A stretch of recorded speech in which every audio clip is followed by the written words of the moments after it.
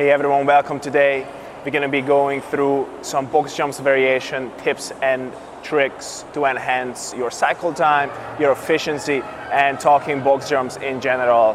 Go ahead, check it out. So first we're going to talk about a regular box jumps facing the box now, making sure that we're set up far away that we can land safely. We're going to go ahead, extend on the top of the box, and then we're going to perform a rebound repetition, just like this.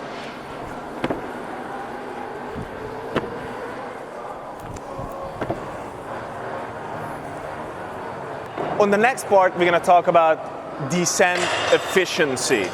Oftentimes, to increase cycle times, we can implement a couple of tips and not necessarily tricks, but skills to enhance and go a little bit faster.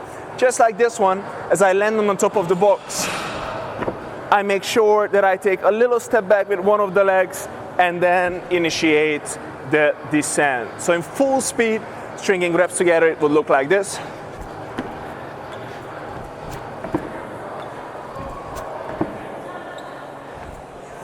So this way, rather than jumping away from the top of the box and creating extra air time, I'm actually sort of plopping off from the top. So the next part, we're going to talk about box jump overs. As many times in competitions and in general, we see the box jump overs coming up. It's an easier movement to judge. Basically, we want to get from one side to the box to the other one, making sure that both feet touches the top of the box, just like this.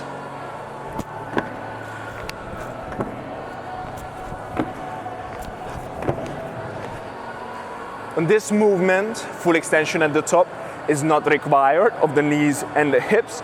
So now we're going to talk a little bit about efficiency and how to increase cycle time. If you're a very, very strong squatter, leg strength is not a problem.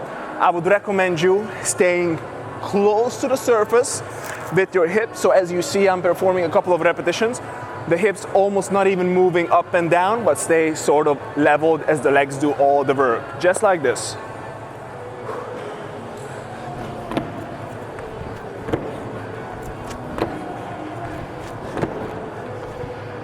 Of course, when we're going into a workout, let's say thrusters or front squats and box jumps, even with very strong legs, this might not be the smartest options in terms of leg fatigue. So in that case, I can go on just like a regular one. Once I try to bend my legs a little bit at the top, but not too much. And then eventually, sometimes the workout or the competition starts for full box jump overs. Then I make sure that I'm clearing the whole length and width of the box without now touching the top. Just like this. And of course you can do this as well in a rebound fashion, just like this. So a couple of things to keep in mind is no reps or reps taken away by judges because they don't meet the standard requirements. One of them being not being fully extended at the top of the box, especially when you're doing high reps from 20 to the 100 ranges. So let's make sure that the following mistakes are not made. One of them being not standing up and opening up the hips at the top. It is a common mistake, so as well as opening the hips, but not straightening the legs all the way.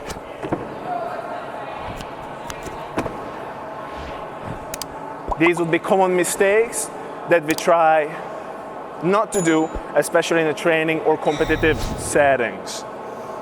On the box jump overs, the most common mistake is actually not landing with both feet on the top, just sort of brushing the edge of the box.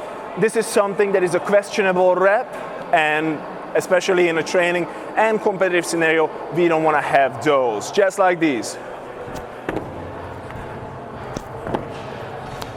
Always making sure, especially with someone with big feet, that the full feet lands at the proximity of the top. In regard of cycling speed of the box jumps, sometimes we all have to take a break.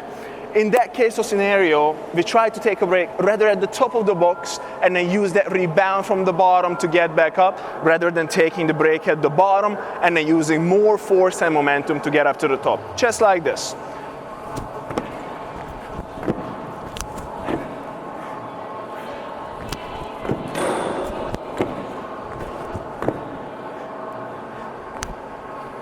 This was your box jump tutorial. Check out the program YouTube channel for some more content. I hope to see you next.